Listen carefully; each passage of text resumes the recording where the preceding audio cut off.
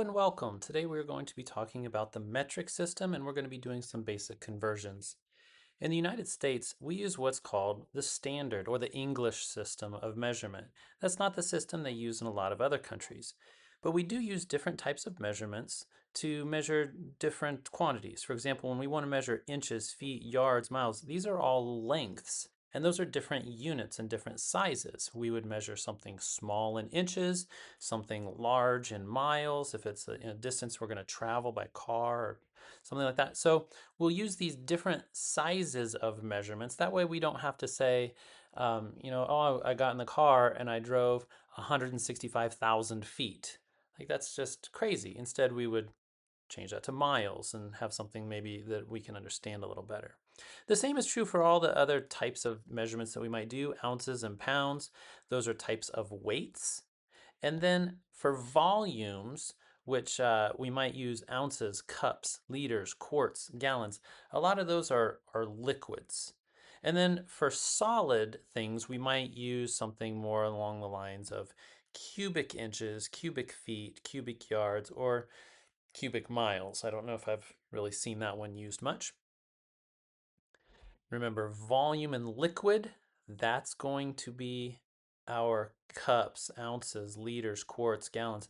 You think you go into the refrigerator, you buy a gallon of milk, or you might measure something in your measuring cup. You might need like 2 cups of water or something like that. Temperature, of course, is measured in degrees Fahrenheit. Okay. Now, most countries outside of the US use the metric system. Now, the metric system is pretty important, especially if you plan on doing any traveling at all, because really pretty much everybody uses the metric system. Like everybody. You know,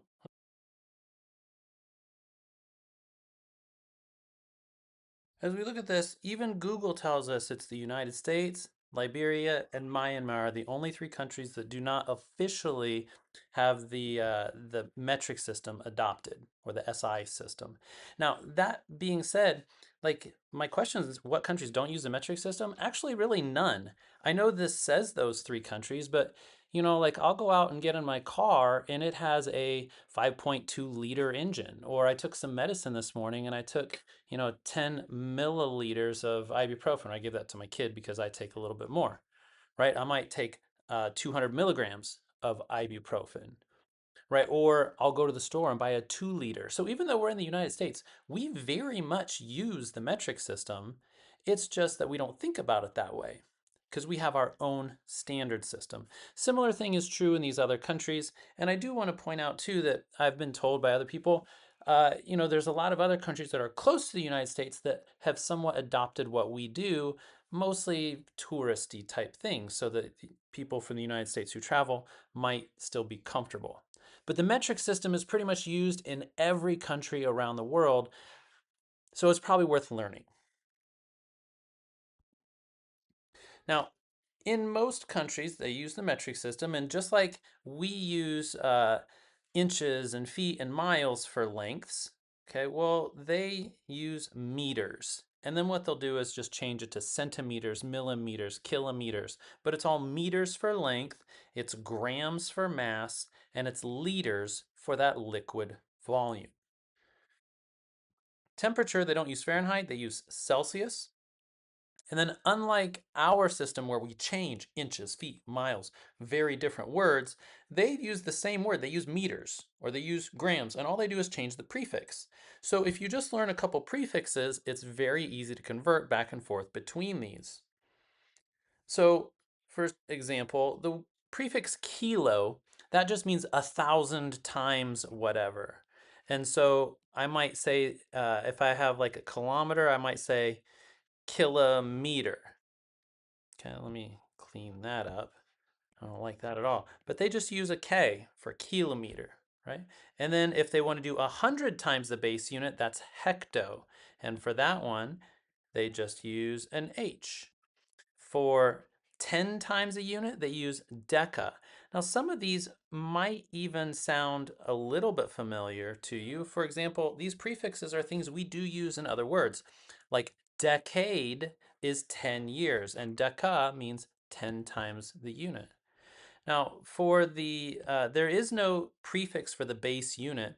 That's just our base unit, and that's either going to be like meters, liters, or grams. And then these other ones here, we have deci, centa, milla. Again, you've probably heard these before, but deci, they just use a D. Centa, they use a C, and milla, they would use an M. You will notice that we do have DA for deca, and that's because we have deca and deci. So we can't just use D for both of them. So deca, that ends in an A, that means 10 times as large, that one is a DA.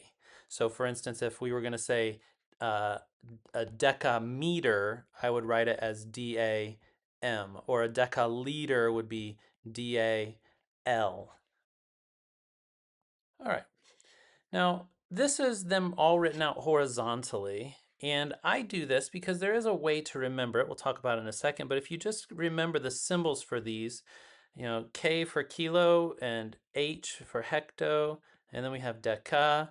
This is our base unit, which I'll just write my base there, and I have deci, centa, milla. Now, a kilometer, quite literally, is 1,000 meters. And I am going to write this as kilometers and hectometers. And this would be 100 meters. This would be 10 meters. Of course, 1 meter is 1 meter. If you don't put a prefix on it, that's how many you have.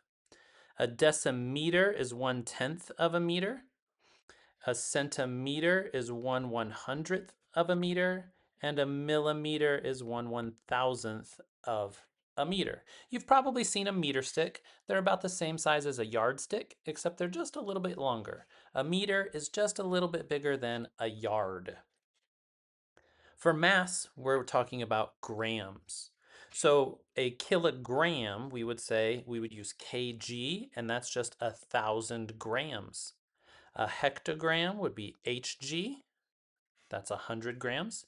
A decagram would be DAG, that's 10 grams. Grams, this is our base unit, and so I'm going to say base, but I should probably be a little bit more precise, and since I'm putting prefixes here, I'll just go ahead and say this will be G. In fact, I may even go back up and put this one as just M for meters. Okay, decigram would be DG. That's going to be 1/10 of a gram. Centigram is 1/100th of a gram. And milligram, mg. This is what medication is often prescribed in, and that's 1/1000th of a gram. For volume, remember this is mostly liquid volume, we're working with liters. So we have kiloliters, we have hectoliters, we have decaliters. Remember, deca is the DA. That was 10 times as large. Our base unit is just 1. A deciliter is 1/10. A centiliter is 1/100th. And a milliliter is 1/1000th of a liter.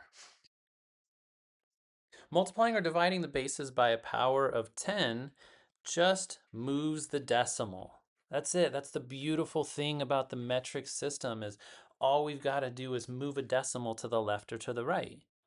See, in our English system, we have so many different conversions to try to remember, but in the metric system, you only have a couple prefixes to know, and then we're going to move the decimal around. If I want to change miles into inches, I have to know, okay, there's 5,280 feet in a mile, there's 12 inches in a foot, and then we're going to multiply. Metric system, we just move a decimal. So we'll do a little bit of that in a minute so you can see how easy and convenient it is to change around in the metric system. There is a lovely little phrase that I use all the time. King Henry died by drinking chocolate milk. I cannot speak to the accuracy of that statement. I really kind of doubt that he died by that. But you'll notice if you look at each of the letters, this is a little mnemonic device. We have K, H, D, B, D, C, M. And when you look up here, we have K, H, D. And then this one, this is our base unit, DCM. So that's how I remember these. By is just our base unit. That's what that B stands for. It means there is no prefix, that's our base. So if you remember King Henry died by drinking chocolate milk, then you can also remember the order of these, and you have kilo hectodeca, base, decicenta milla. So it's just a way to help you to remember that order. Okay. All we're going to do is move our decimal according to where it starts and where it needs to end. That's it. We're moving a decimal. Let's go ahead and explore this a little bit. Convert 8 DAM. So when I look at that, I want to make sure I know what this is saying. I have DA and then M. This means that I'm talking about a length. Specifically, this is meters. And DA, remember that's that deca. So this is decameter, right? So if I have 8 and I want to change it to meters, I'm going to show you how I'm going to use my mnemonic. King Henry died by drinking chocolate milk. I usually will take and put a box around my base just so that I know, like, hey, that's a base unit. I need to remember that. The next thing I'll do is I'll start, it says 8 decameters. So that's right here on deca. And it says I want to convert that to meters, so I'm trying to get to here. So I start on deca and I move to the right one place. And when I say I move to the right one place, I'm actually referring to the decimal point. There is no decimal point on this 8, so I went ahead and added one because that's where it would belong. It would belong right after the 8. And if I in fact move this to the right one place, just like I did within my mnemonic device, this would become 80. And then of course I need to remember my label. So 8 decameters turns into 80 or 80 meters. Okay. When we want to convert the next one, which is 35.7 hectograms, again, I see that I'm working with a weight, and this is my prefix. This is that hecto. And then what we're going to do is move this decimal the appropriate number of places. So I always like to write out King Henry died by drinking chocolate milk. Put my little box around my base unit so I remember that that's the one with no prefix. And I'm going to start at 35.7 hectograms. That's here. This is the start, and it says I go to the one with no prefix. I'm going to go to grams. That's the base unit. So I'm going to go to the right 1, 2 places. That means I'll take this 35.7 and I need to move this decimal 1, 2 places to the right. I can just add another 0 on the end here, and this will then turn into 3570, don't forget your label, grams. So now what I know is that 35.7 hectograms is the same thing as 3,570 grams. I've converted my hectograms to grams. Next, we're going to change 1.34 milliliters to liters. So I'll start out by writing King Henry died by drinking chocolate milk. This is my base unit, and we're going to start on milla. This is where we're starting, and it says we're going to go to liters. Again, that's the prefix, that's the base, the one without a prefix, that's the base unit. This time, note that we're starting over here and we're ending over here. We're going the other way. So I'll move my decimal 1, 2, 3 places to the left. So when I take my 1.34, I have to move that decimal in the same direction, the same number of times. 1, 2, 3 places to the left. that's where that goes. And now I need to put place holding zeros here. Oops. So like that. So that this will actually turn into 0.00134, and then don't forget your ending label, which is just liters. So what we know is 1.34 milliliters is the same amount as 0.00134 liters. Let's go ahead and look at the next one. Now, one of the things you'll note about this one here is that we're going from dm to km. We're not going back to a base unit like we have on all the other ones. So King Henry died by drinking chocolate milk. Put my little box around here so I remember that. And I'm going to start on dm. That's this one here. So not the DA. This one doesn't say DAM, it just says DM. So we're going to start and we're going to end over here on the K. This is where we're ending. So I'll go 1, 2, 3, 4 places to the left. So if I have 24, and remember if there is no decimal, you just put it right there on the end, and we'll move it that number of places. 1, 2, 3, 4 places to the left. That's the same number of times that I moved up here, right? We went 1, 2, 3, 4, and we did that down here. 1, 2, 3, 4.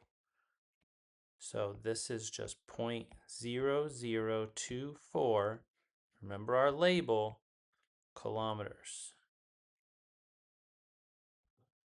So hopefully that kind of makes sense though. A decimeter, think about that as, it's 10 centimeters or maybe it's about the width of your hand.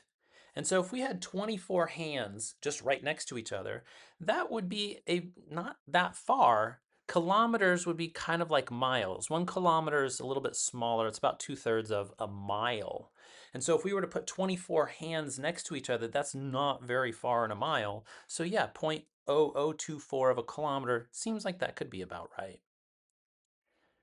The next one, when we try to convert 40 milligrams to grams, King Henry died by drinking chocolate milk. You'll notice I write it out every single time.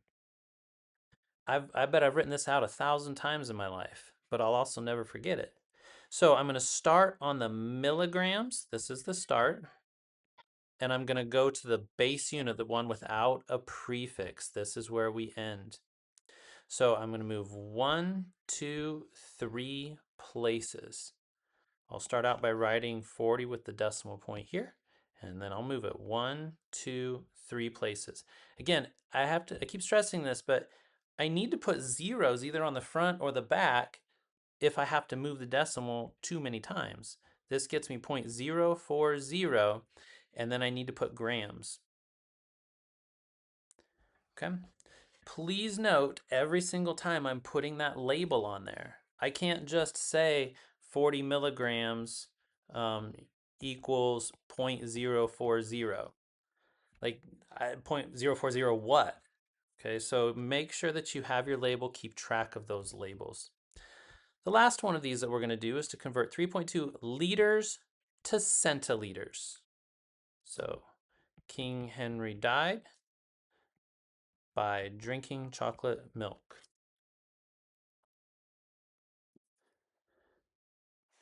Now we're going to go from liters, that's our base unit. Oops, forgot to put my box, and I just always like to do that. So we have our base unit, which is here, liters, and we're going to go to centiliters to there. So we're starting here, and we're ending there. I'm going to go 1, 2 places to the right. So I have 3.2, and I'm going to move the decimal 2 places. 1, 2 to the right. This ends up with 320. Don't forget your label, which is centiliters. Again, notice all of my answers have those labels on them.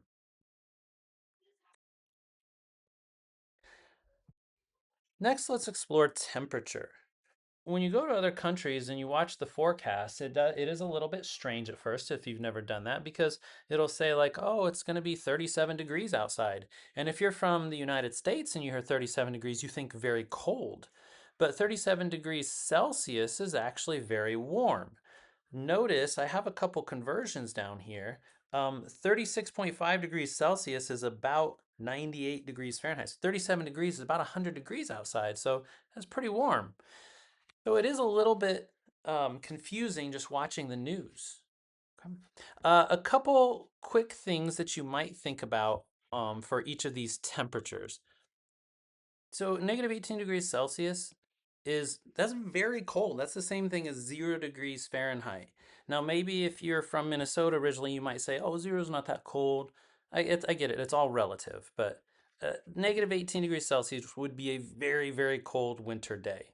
0 degrees Celsius is equivalent to 32 degrees Fahrenheit, which that's when water freezes. 10 degrees Celsius is chilly. I would call it chilly, but again, this is relative. I'd be like, if it's 50 degrees outside, a light jacket might be nice. I know my wife personally would have a hat and mittens and her winter coat on, so that's why I say it's all relative. Now, 68 degrees, that's pretty comfortable. If it's 68 outside, to me, that's pretty comfortable. I know a lot of people that set their AC in their summertime, they set it at 68 degrees. That might be a little chilly for me personally in the summer. 98 degrees, that's a very hot day. That's time to swim. That's about what our body temperature is, or very close to it. And then once we get to 50 degrees Celsius, that's actually the hottest temperature ever recorded in Phoenix. There have been hotter temperatures. I saw Lake Havasu City hit 128 degrees Fahrenheit, but 122 is the hottest temperature in Phoenix. So 50 degrees Celsius is really hot. Those of you that have been around Phoenix and you're here in the summertime. Now, 100 degrees Celsius is when water boils. That's 212 Fahrenheit. And then lastly, 177, that's a very common temperature to be baking something in an oven. 177 or 180, that's the kind of temperature that you're working with there. Now, something I want to point out is just how nice the metric system is. For example, 0 degrees Celsius is when water freezes, and 100 degrees Celsius is when water boils. And in fact, that's what the Celsius system was based on. It was based on water. A lot of the metric system does revolve around water. I would encourage you to look it up. It's very fascinating. But they said, hey, when water changes state, that's something that pretty much everyone in the world understands. When water changes from a liquid to a solid, that's really important. We'll call that 0. When water changes from a liquid into a gas, that's also really important. We'll call that 100. And then they said, let's just put 100 units in between, and that's how big 1 degree Celsius is 1/100th of the way from freezing to boiling. So when we want to convert from Celsius to Fahrenheit, we can use the first formula here. And when we want to convert from uh, that's Fahrenheit to, Celsius, Fahrenheit. When we want to convert Fahrenheit to Celsius, we can use this formula. Now, truth be told, you can use the same formula and then just solve for the other variable. That's fine. There's no need to really memorize both of them. The biggest thing that people struggle with is the fact that this one is in parentheses. Please make note of that because it does affect your answer. This is f minus 32 in parentheses, whereas this one is not in parentheses. And that means that what you would actually do first, if you're working with PEMDAS or BODMAS or whichever you're doing, you would do the multiplication of 9/5 times c first. First you multiply, and then, first you multiply, and then you add. Whereas down here, you would subtract first and then multiply. So please keep that in mind as we're working on these conversions. Okay. If we want to change 115 degrees Fahrenheit to Celsius, so what I'll do is first identify which of these formulas that I'm going to use. Fahrenheit is what I'm starting with, and I want to end in Celsius. To convert Fahrenheit to Celsius, I use this formula. So let's substitute our numbers in here, and then we'll use a calculator to do our calculation for us.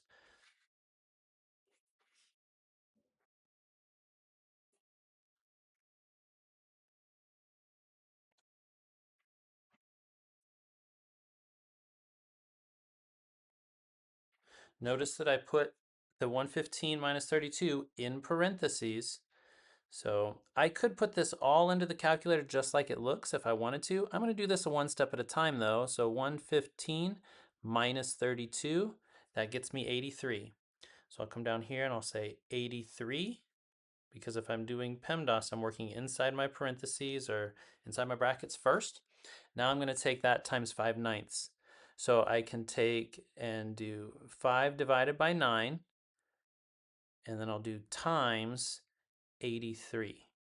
This gets me then 46.1 repeating degrees Celsius. And if you want to put approximately 46.1 or 46.11, that's sufficient. I do want to show you that you could put this into the calculator all at one time if you wanted, just by doing 5 divided by 9, and then I'm going to hit over. I'll open up a parentheses and do 115 minus 32, close the parentheses. You see we still get the same answer of 46.11 degrees Celsius. 80 degrees Celsius, this is going to be pretty hot. Remember, 50 degrees Celsius is the hottest it's ever been in Phoenix. So 80 degrees Celsius, that's going to be way too hot for us to be outside, right? We would definitely die. But I can see I'm starting with my Celsius, so I'm going to use this same formula. No, I'm sorry. I'm not going to use this because I want to plug Celsius in. Whew. So we want to take, and we're going to put this 80, we're going to put it in place of the C right there. So I'll use my formula that says F equals 9/5, and then 80, I'll just put that right in place of the C, plus 32. Yes, I used parentheses because I always use parentheses when I substitute a number in for a variable. I guess I didn't over there, but when you substitute a number in for a variable, this is pretty traditional. So this is 9/5 times C plus 32, and of course that's what I'm doing here. Now we could use our calculator to do this, or we can do some reducing and do it by hand. But you know what? I don't want to get it wrong. So let's just go right to here, and I'll do 9 divided by 5, hit over. I'll do times 80, and then plus 32. That gets me 176. This is 176 degrees Fahrenheit. That should kind of make sense because once again, if we kind of go back to our frames of reference, 176 sorry, 80 degrees Celsius is somewhere between these two, and notice I got a number that was somewhere between those two. 80 degrees Celsius is, somewhere about halfway between 50 and 100, and 176 again is kind of in between those. So yeah, this answer should kind of make sense with what we're working from. Okay. The next one, a good temperature for roasting vegetables is 425 degrees Fahrenheit. What temperature is that equivalent to in Celsius? What temperature in Celsius? That means I want an output of C.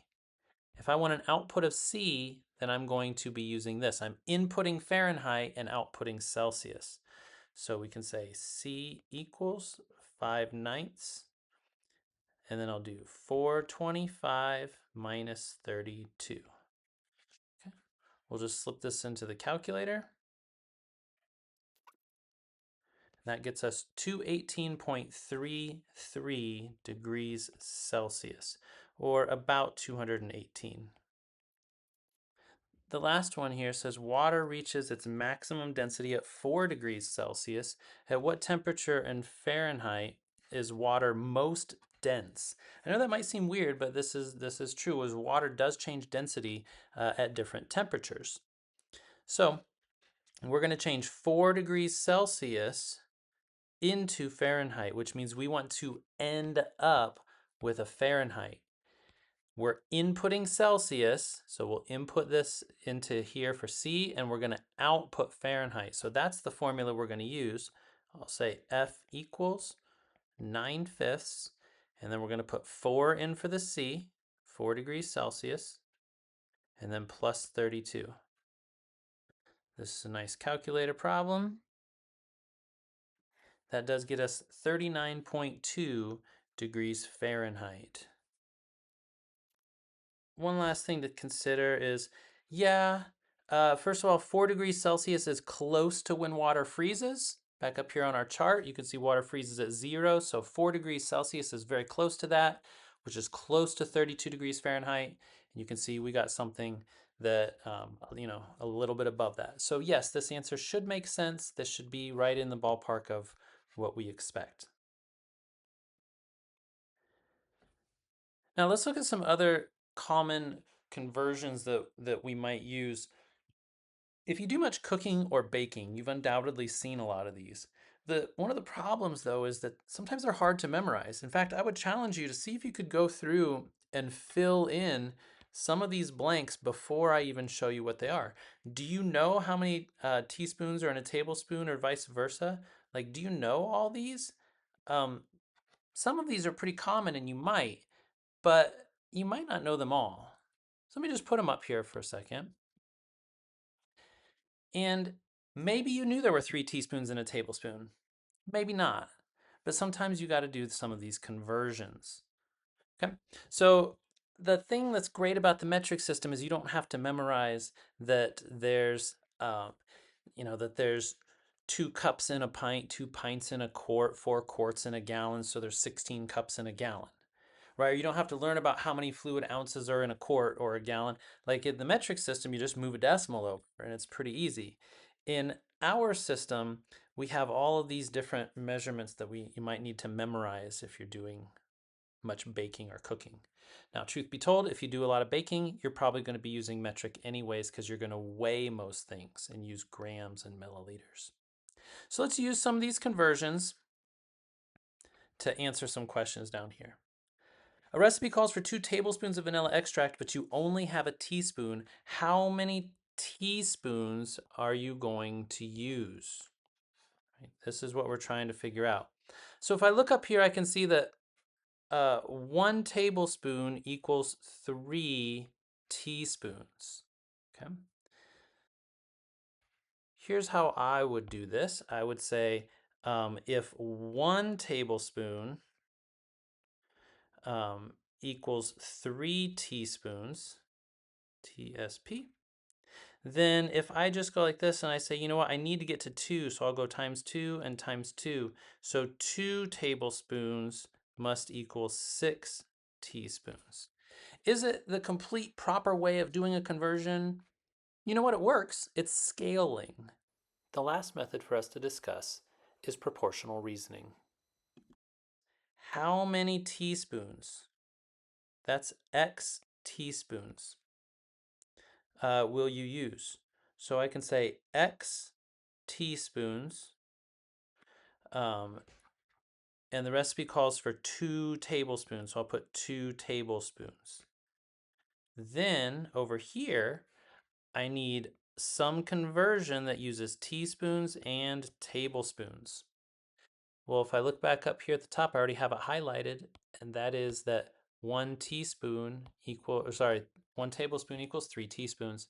So I'll just put those numbers right next to this. 1 tablespoon, I'll put a 1 down here, and 3 teaspoons, I'll put a 3 up here.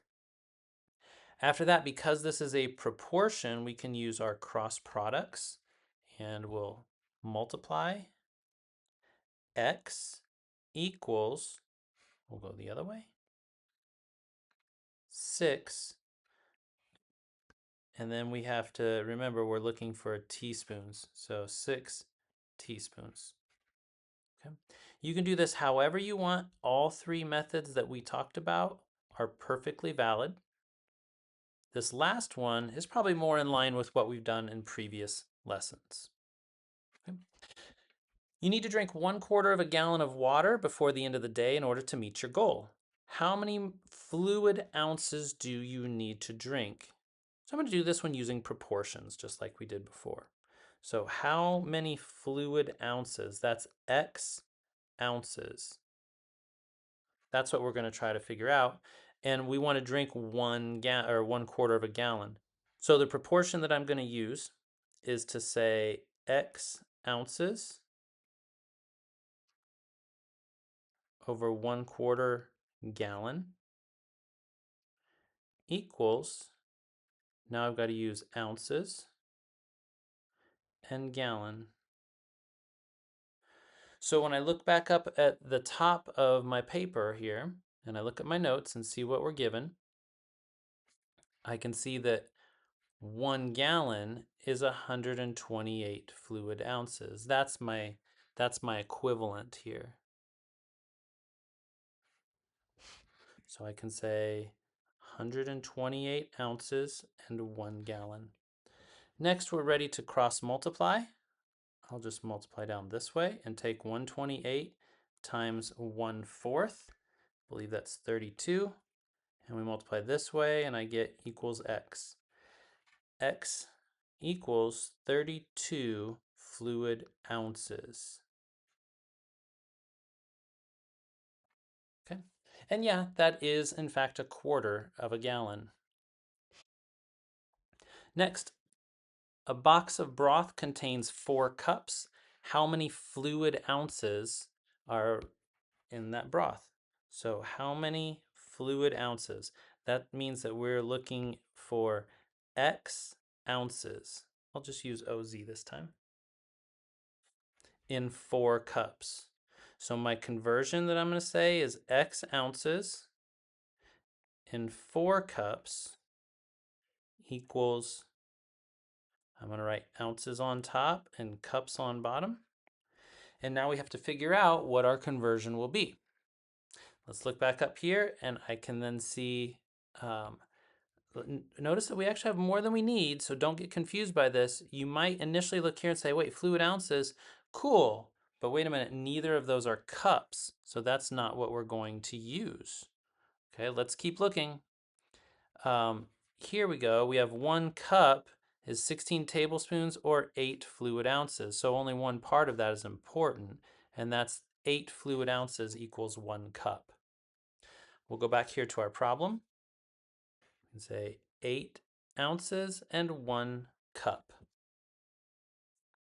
There we go. We're ready to cross multiply. So this gets me X equals 32. Remember, I'm looking at ounces, so my answer is 32 ounces. Let's go to number 13. A bottle of juice is labeled as 2 pints. How many fluid ounces, so that's my X,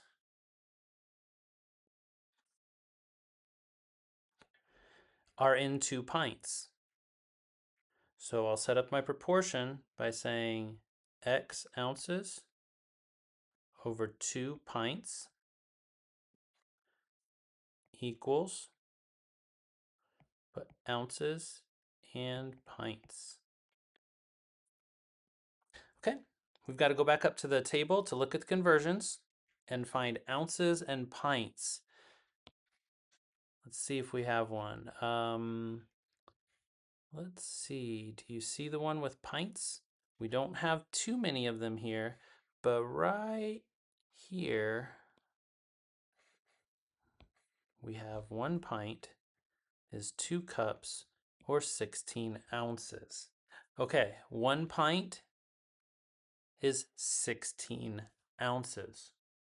So that's what we'll use.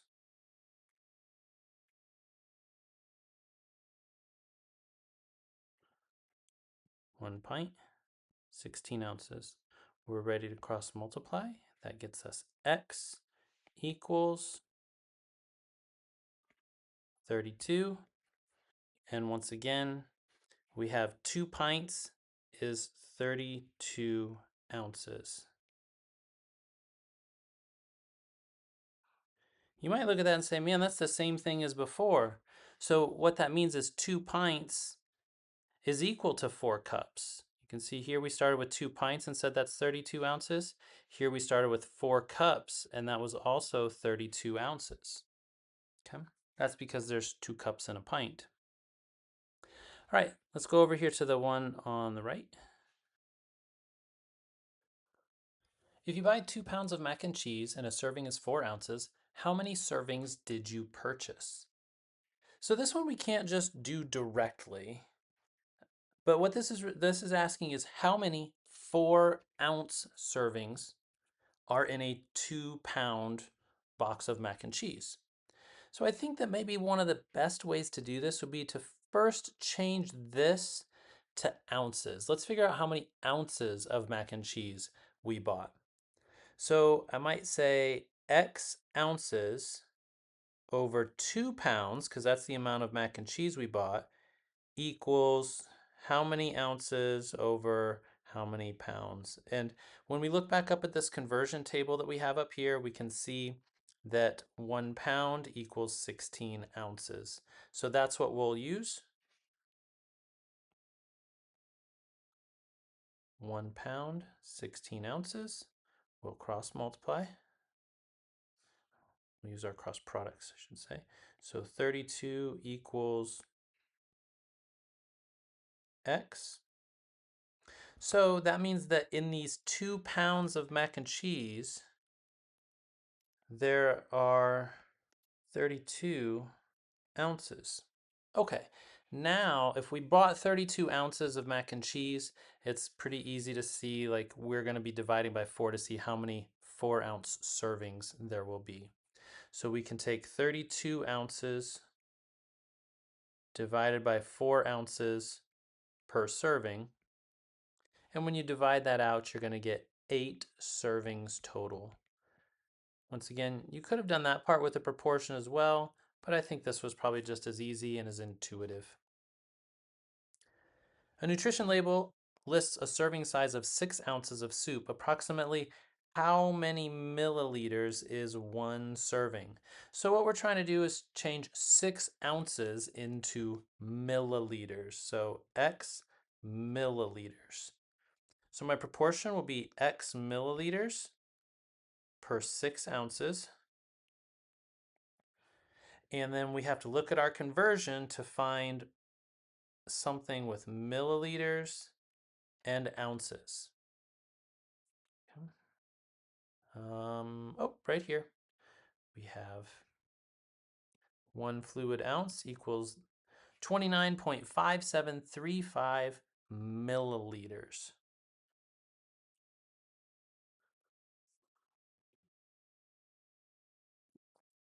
We'll go ahead and cross multiply. X equals, this way, I'm going to use a calculator for that. So we'll start out by doing 29.5735 times 6. 177.441, or I'll just say 177.44. We'll round to 2 decimals.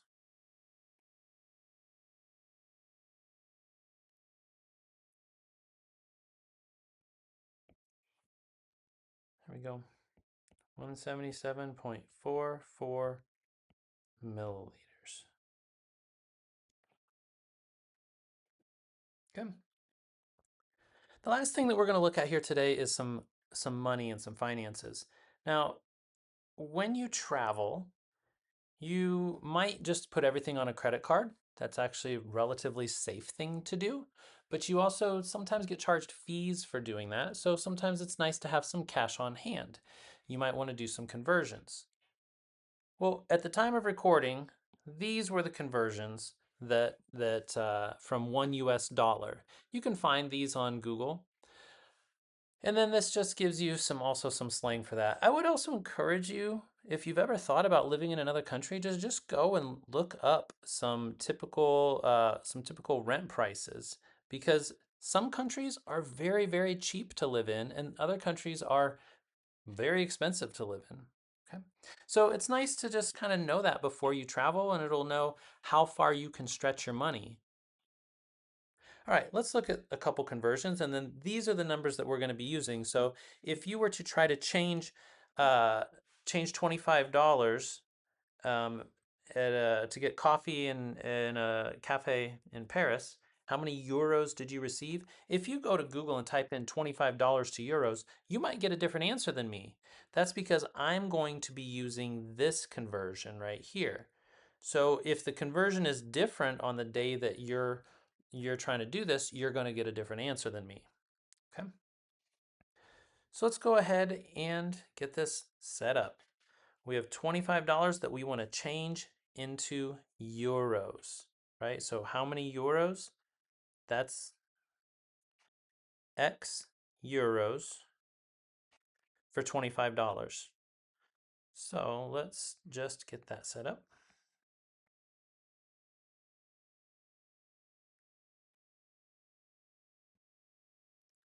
And then I'm going to come over here and I'll use euros and dollars. I know that the conversion that we were going to use said $1 and 0.84 euros. That's the part that was given.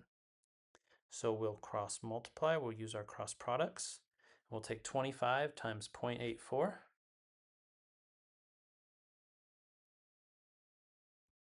That gets me 21 equals X. So $25 will convert to 21 euros. And I'm not going to try to make the sign because I'm not good at it. All right. A ticket to the Tower of London costs 18 pounds. I think that's what that is. How much does the ticket cost in US dollars? So once again, how much does the ticket cost in dollars? So this is X dollars. When I go to set up my proportion, I'll say X dollars to 18 pounds equals, and I'll set this up with dollars and pounds. Let's go back up and look. You can see that what we've got for this one is $1 is 72 British pound or 0.72 British pounds. So that will be our conversion. Sorry to zoom it all around. I don't want to try to make you sick. $1, 0.72. At this point, we're ready to cross multiply.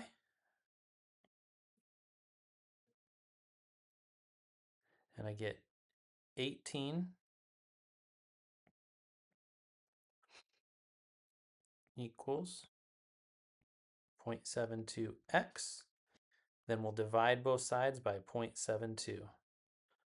Divide the right side by 0.72 and the left side by 0.72. So that gets me x equals, we'll take 18 divided by 0.72. That gives me 25. So 18 British pounds is 25 US dollars. Remember, we're looking at dollars.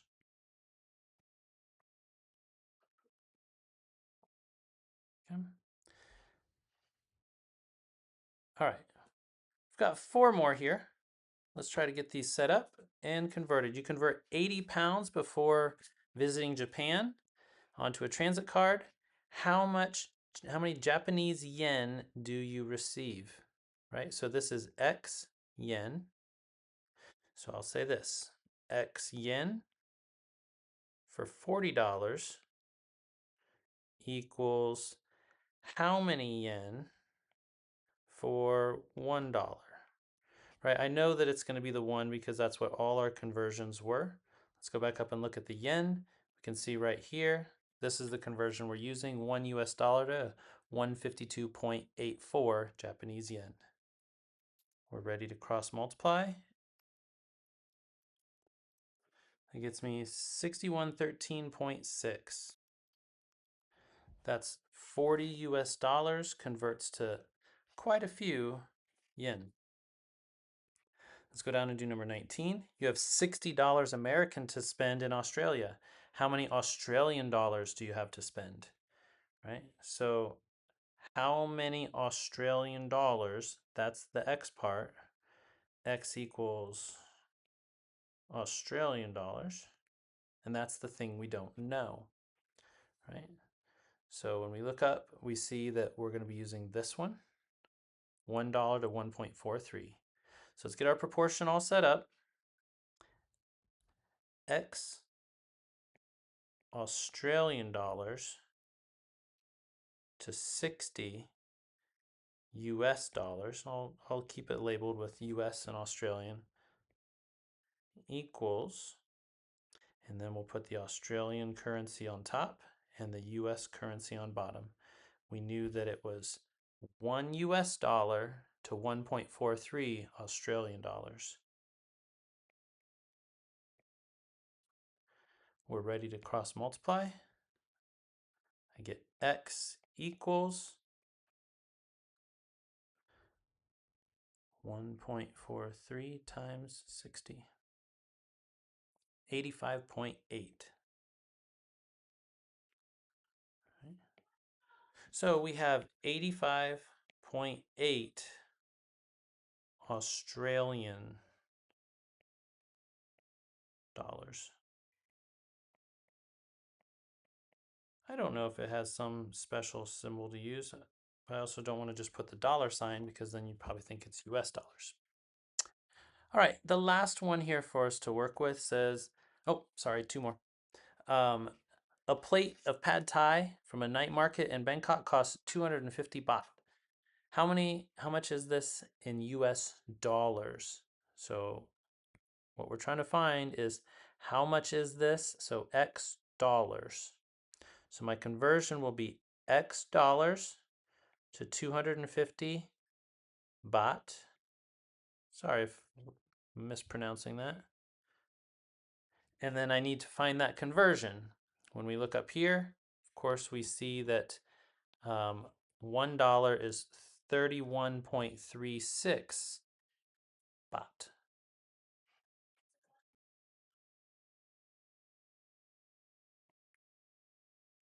31.36x equals 250, and then we'll divide both sides by 31.36.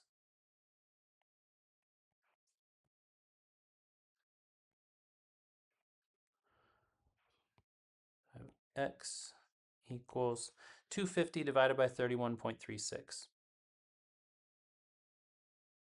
So we'll say that's about 7.97. And then remember, this was going in for US dollars. Right? So $7.97.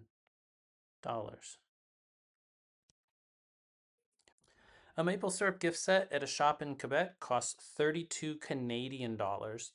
How much does the gift cost in US dollars?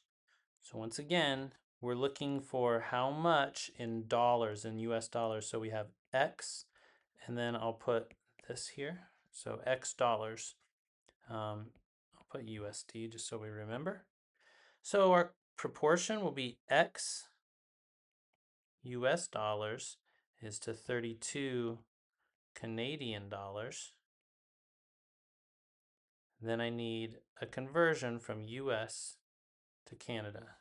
So let's go back up to our chart one last time, and we'll find that $1 in the US is $1.35 Canadian.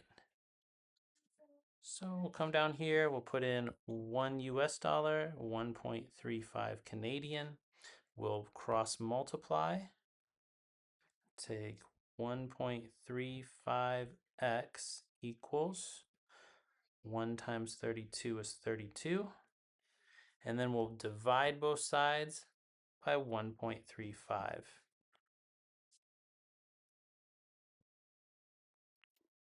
That gets me 23.70 approximately.